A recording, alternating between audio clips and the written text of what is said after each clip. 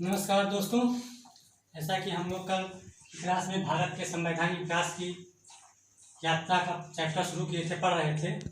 उसमें हम लोग कल 1853 चार्टर अधिनियम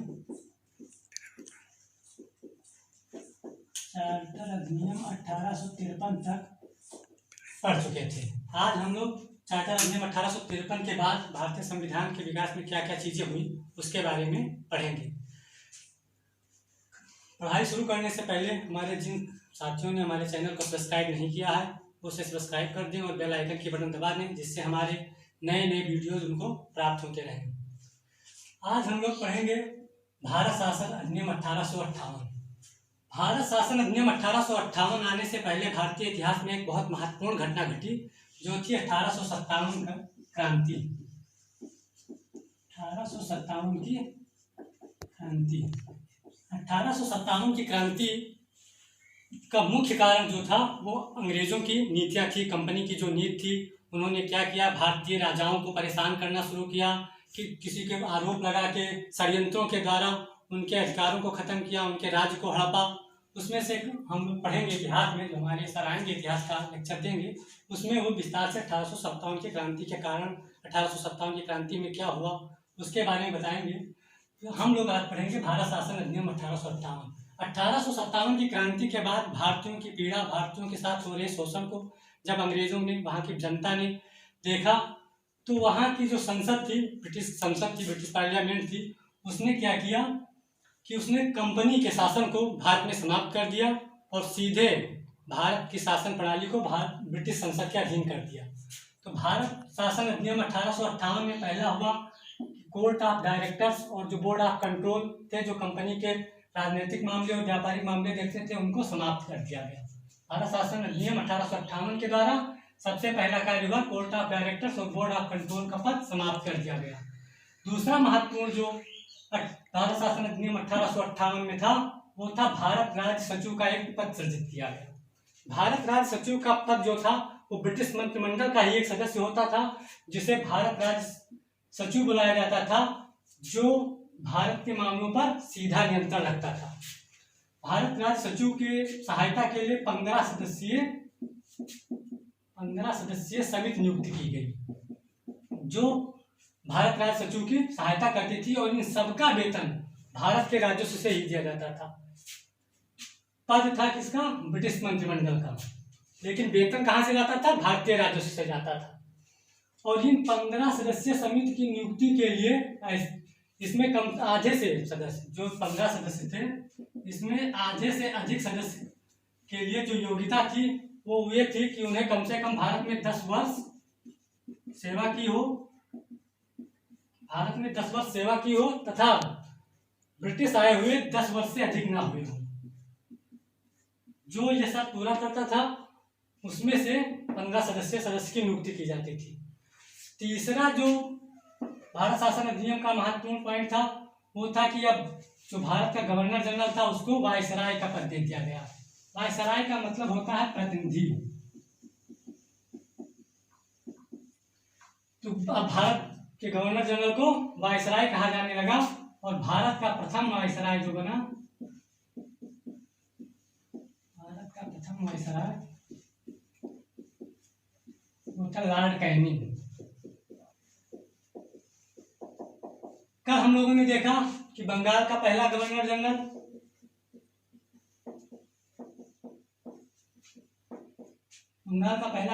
कौन था? Warren Hastings. ये बहुत ही महत्वपूर्ण है, बहुत एग्जामों में हमेशा प्रतियोगी परीक्षा में आप देते रहेंगे तो कहीं ना कहीं आपको मिलता रहेगा। दूसरा था भारत का पहला गवर्नर जनरल। भारत का पहला गवर्नर जनरल कौन था? William Bentinck.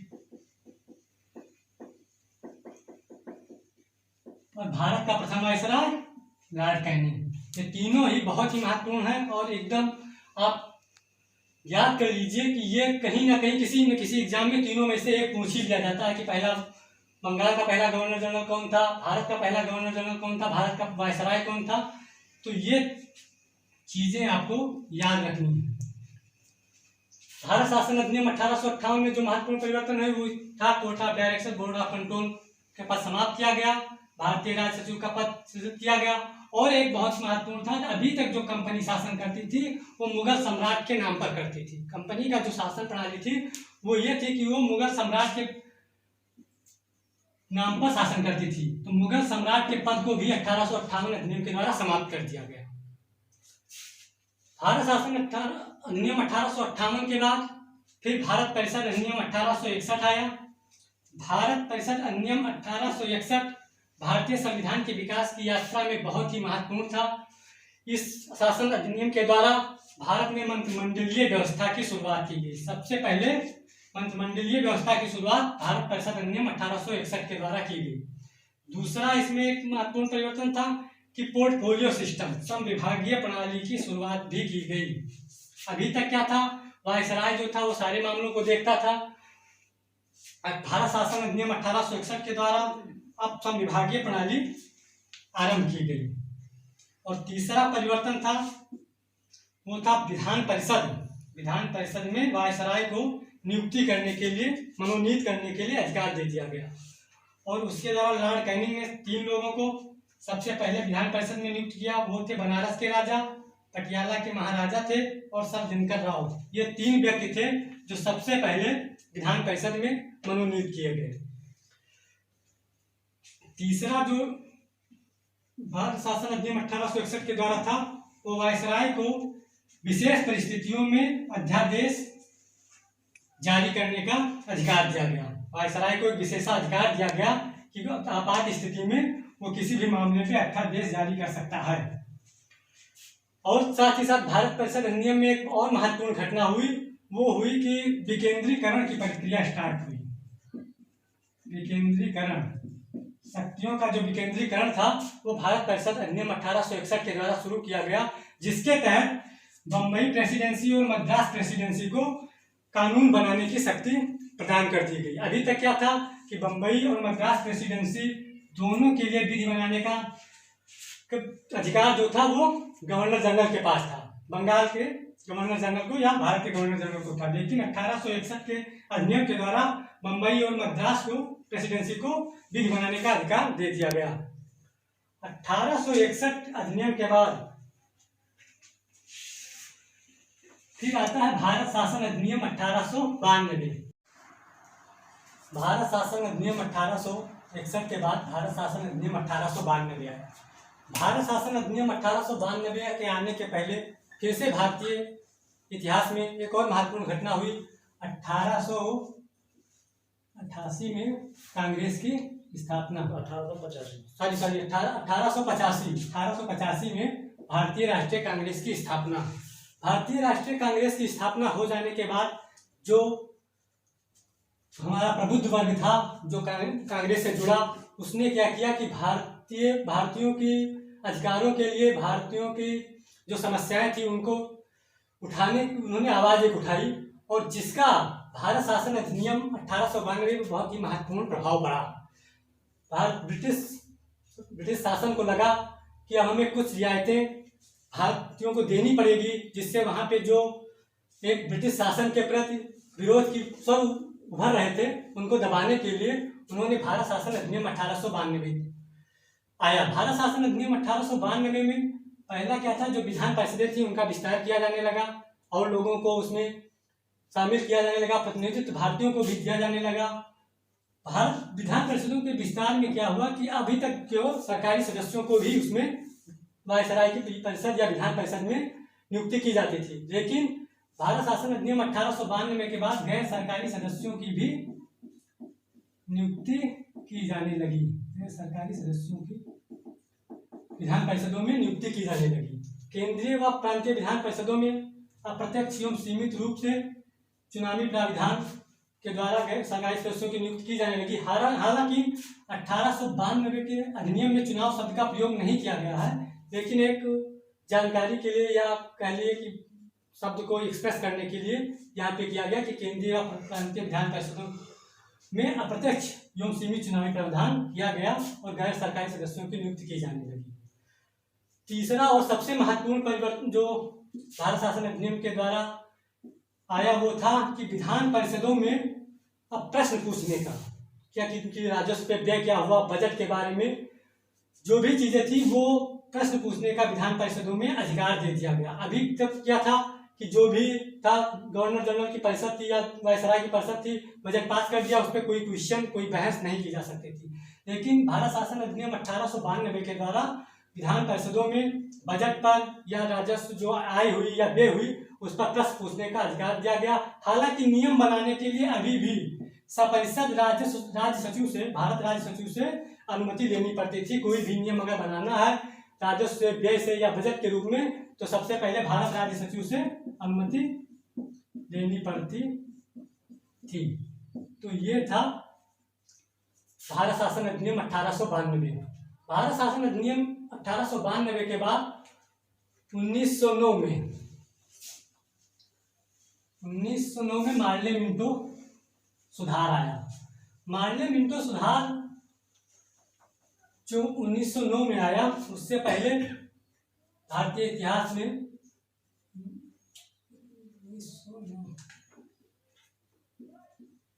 1909 मार्ले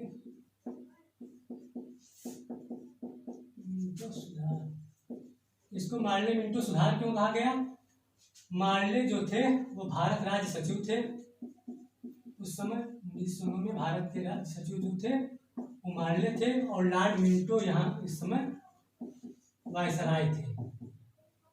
लॉर्ड मिंटो क्या थे? वायसराय ऑफ इंडिया थे इस समय। इन दोनों के नाम पे मिंटो और मार्ले, इसको मार्ले मिंटो सुधार कहा गया।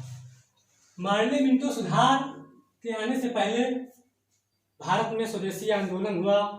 बंगाल का विभाजन भी 1905 में हो गया था। तो राष्ट्रवादी ताकतें भारत में प्रसार कर रही थी। अंग्रेजों के प्रति, ब्रिटिश नीतियों के प्रति विरोध शुरू हो गया था। अब क्या था कि भारतीयों की एकता को तोड़ने के लिए, भारतीयों की एकता जो थी उसको तोड़ने के लिए ब्रिटिश शासन ने एक चाल चली। उसने क्या किया कि मुसलमानों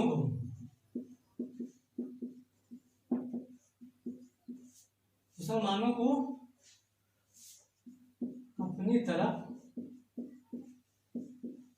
आकर्षित करना शुरू किया। मुसलमानों को आकर्षित करने में ब्रिटिश सरकार को या यहाँ जो भी ब्रिटिश के प्रतिनिधि थे उनको एक बल और मिला कि 1906 में मुस्लिम लीग की स्थापना हो जाती है। 1906 में मुस्लिम लीग की स्थापना हो जाती है।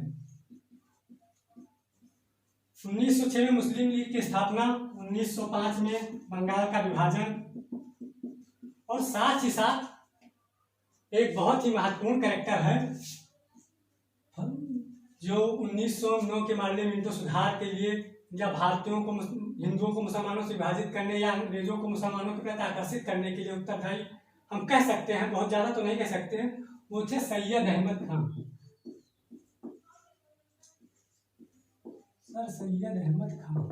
सर सैयद अहमद खान का मानना था कि अगर मुसलमान अंग्रेजों के प्रति वफादार होते हैं तो उससे मुसलमानों की स्थिति भारत में जो है, उनकी शैक्षिक स्थिति, ये सब उनको अंग्रेज ही दिला सकते हैं। तो सैयद अहमद खान का भी बहुत प्रभाव था जो अंग्रेजों की तरफ मुसलमानों को आकर्षित कर रहा था।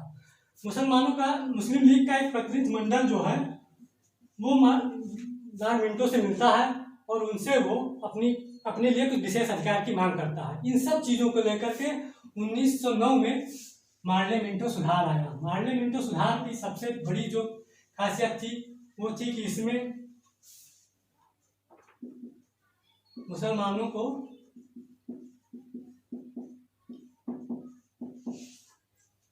आरक्षण का प्रावधान था या सांप्रदायिकता का जो प्रावधान था, यह 1909 के मार्ले मिंटो सुधार से ही शुरू होता है। 1909 में मार्ले मिंटो सुधार में जो पहला हमने बताया कि मुसलमानों को जो वरीयता दी गई, तो उनमें क्या था कि उनके लिए पृथक निर्वाचन प्रणाली, एक पृथक आरक्षित क्षेत्र था और उनके जो कैंडिडेट होते थे उनको केवल मुस्लिम ही वोट दे सकते थे। ऐसी व्यवस्था उस समय मार्ले मिंटो सुधार के द्वारा की गई। मार्ले मिंटो सुधार में और क्या चीज़ें हुई थी? पहली थी तो जो केंद्रीय विधान परिषद थी और प्रांतीय विधान परिषद थी, उसमें केंद्रीय विधान परिषद में सरकारी सदस्यों का बहुमत प्राप्त था और प्रांतीय परिषद में जो था वो गैर सरकारी सदस्यों को बहुमत प्राप्त था।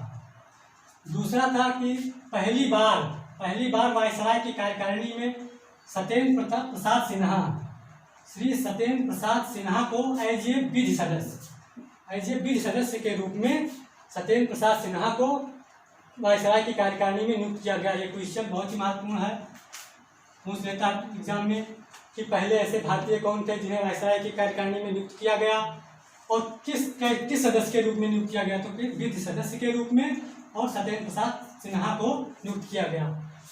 भारत के संवैधानिक विकास के जितने भी क्वेश्चन परीक्षा उपयोगी महत्वपूर्ण हैं वो सब हम आपको अलग से एक वीडियो में प्रोवाइड कराएंगे, उसकी प्रैक्टिस भी कराएंगे और इससे रिलेटेड जो नोट्स हैं वो आपको हमारे PDF में मिलता रहेगा। बस आपको करना क्या है, हमारे वीडियो देखते जाइए, जो भी महत्वपूर्ण चीज़ें आपको लगे उसको नोट करते रहिए। और दूसरी चीज़ है कि आपको रेगुलर पढ़ना है, हमने जो पढ़ाया उसको एक बार आप उठाइएगा किताब, जो मेन पॉइंट्स है मैं आपको बता दे रहा हूँ, समझा दे रहा हूँ, और चीज़ें आप पढ़ते रहेंगे तो कहीं से आपको कोई भी दिक्कत नहीं आने वाली है। बहुत आसानी से भारतीय राज्य व्यवस्था आपका तैयार हो जाएगा। बस आप हमारे वीडियो को देखते रहिए। हमारे और भी टीचर्स हैं जो आएंगे, आपको हर सब्जेक्ट पढ़ाएंगे, वो अपने अपने क्षेत्र में अच्छी जानकारी रखते हैं और आपको अच्छा कंटेंट और सरल भाषा में आपको प्रोवाइड कराएंगे। तो चलिए हम और देखते हैं कि 1909 के पार्लियामेंट सुधार में क्या हुआ। तीसरा जो था, अभी तक जो विधान परिषद के सदस्य 1892 में थे, बजट पे बहस कर सकते थे, केवल प्रश्न पूछ सकते थे, लेकिन इसमें क्या हुआ कि बाद प्रश्न पूछने बहस करने के साथ साथ प्रस्ताव पारित करने का भी अधिकार दे दिया गया, जो एक बहुत ही महत्वपूर्ण परिवर्तन था। अभी तक क्या था, केवल जो विधान परिषद के सदस्य थे और बजट पे या राजस्व के आय व्यय पे या कोई भी केवल प्रश्न पूछ सकते थे, कोई भी प्रस्ताव उन्हें पारित करने का अधिकार नहीं था, जो कि 1909 के पार्लियामेंट सुधार द्वारा उनको दिया गया। और सबसे महत्वपूर्ण जो हम आपको पहले ही बता चुके हैं, तो 1909 के पार्लियामेंटों का क्या था, पृथक निर्वाचन प्रणाली। पृथक निर्वाचन प्रणाली से सबसे यह है कि पृथक मतलब अलग, तो मुसलमानों के लिए क्या था कि निर्वाचन की अलग व्यवस्था बनाई गई और पहली बार क्या था, निर्वाचन प्रणाली की शुरुआत भी यहीं से होती है 1909 के पार्लियामेंट सुधार के द्वारा। पृथक निर्वाचन व्यवस्था का जनक, क्वेश्चन कभी कभी पूछ लेता है परीक्षा में कि पृथक निर्वाचन व्यवस्था का जनक किसे कहा जाता है, तो पृथक निर्वाचन व्यवस्था का जनक लॉर्ड मिंटो को कहा जाता है। लॉर्ड मिंटो ने ही पृथक निर्वाचन व्यवस्था की प्रणाली को जन्म दिया। तो ये था 1909 का पार्लियामेंट सुधार। 1909 के पार्लियामेंट सुधार के जैसे ही आया और ये पृथक निर्वाचन प्रणाली की व्यवस्था देखी भारतीय राष्ट्रीय कांग्रेस के द्वारा और जो भी यहाँ पे संगठन थे उनके द्वारा बहुत ही जोर शोर से विरोध शुरू हुआ। काफ़ी इसका विरोध किया गया, लेकिन सरकार पे कोई प्रभाव नहीं पड़ा। बाद में क्या हुआ, 1916 में एक घटना होती है। 1916 में आप इतिहास में पढ़ेंगे, ये था लखनऊ पैक्ट, इसको लखनऊ पैक्ट के नाम से भी जाना जाता है या लखनऊ समझौता। 1916 में क्या हुआ, मुस्लिम लीग और कांग्रेस के बीच में समझौता हुआ, जिसमें कांग्रेस ने दबे स्वर से ही सही पृथक निर्वाचन प्रणाली को स्वीकार किया और उस तरह से मुस्लिम लीग और कांग्रेस में समझौता हो गया। क्योंकि मुस्लिम लीग और कांग्रेस में समझौता हो गया, जिसके कारण अंग्रेजों का विरोध और जोर शोर से शुरू हुआ। इस विरोध को दबाने के लिए भारत शासन अधिनियम 1919 लाया गया। अंग्रेजों की मंशा क्या थी कि भारत शासन अधिनियम 1919 के द्वारा जो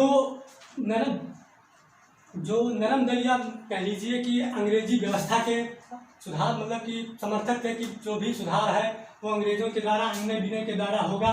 इन लोगों को और कांग्रेस के आंदोलन को कमजोर करने के लिए उन्होंने क्या किया, भारत शासन अधिनियम 1919 आया, जिसे हम मॉन्टेग्यू-चेम्सफोर्ड सुधार भी कहते हैं। मॉन्टेग्यू-चेम्सफोर्ड सुधार भी इसलिए नाम पड़ा कि उसमें भारत के सचिव लॉर्ड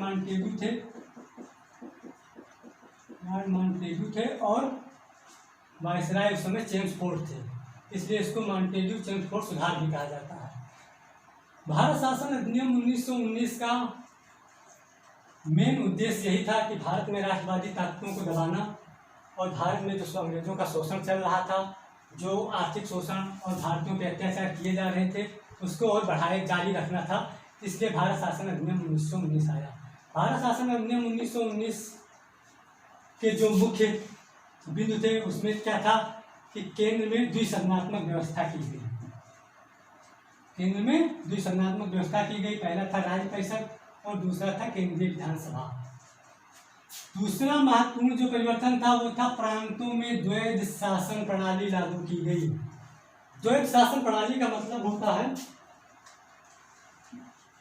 दो तरह का शासन, द्वैध शासन, दो लोग उसमें शासन करेंगे, इसका नाम से ये द्वैध शासन। ये भारत शासन अधिनियम 1919 का बहुत ही महत्वपूर्ण बिंदु था, द्वैध शासन।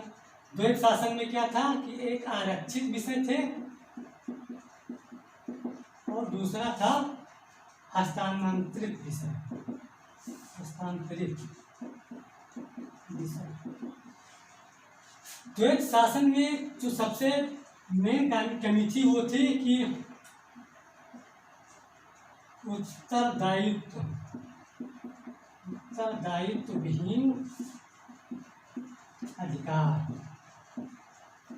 और दूसरा था अधिकार विहीन उत्तरदायित्व। अधिकार विहीन उत्तरदायित्व जिसमें था कि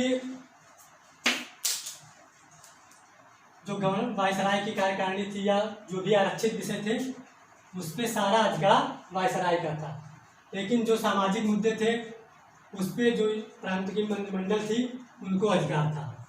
इसमें ये था कि पैसे का जो भी बजट का या कोई भी अधिकार प्रांतीय कार्यकारिणी को नहीं दिया गया था, जबकि और सारे मामले ये हस्तांतरित विषय में दे दिए गए थे। तो द्वैध शासन जो था भारत शासन अधिनियम 1919 का एक महत्वपूर्ण बिंदु था जिसमें प्रांतों में द्वैध शासन प्रणाली लागू करी। तीसरा था कि लोक सेवा आयोग का गठन भी भारत शासन अधिनियम 1919 के द्वारा किया गया।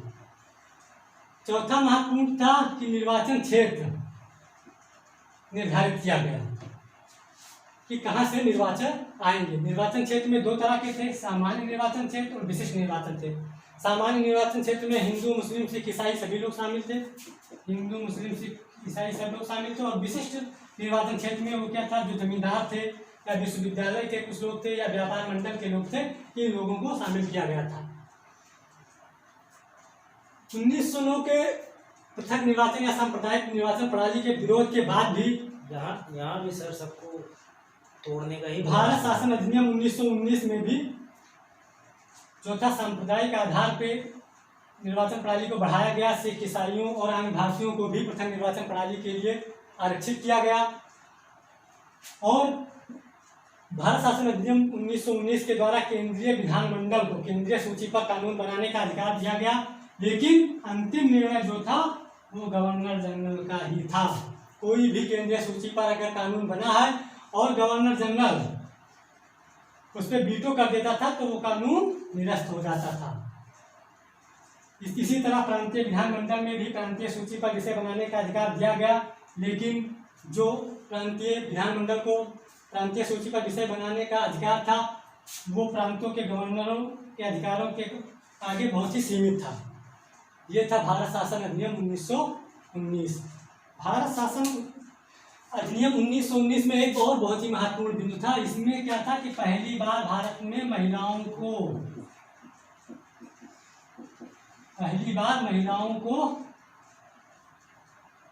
वोट देने का या चुनाव में भाग लेने का अधिकार मिला। 1919 में पहली बार महिलाओं को चुनाव में जाने का या वोट देने का अधिकार वो भारत शासन अधिनियम 1919 के द्वारा ही मिला। आज बस इतना ही। आगे का जो और भी भारतीय संविधान का बचा है हम लोग अगले वीडियो में देखेंगे।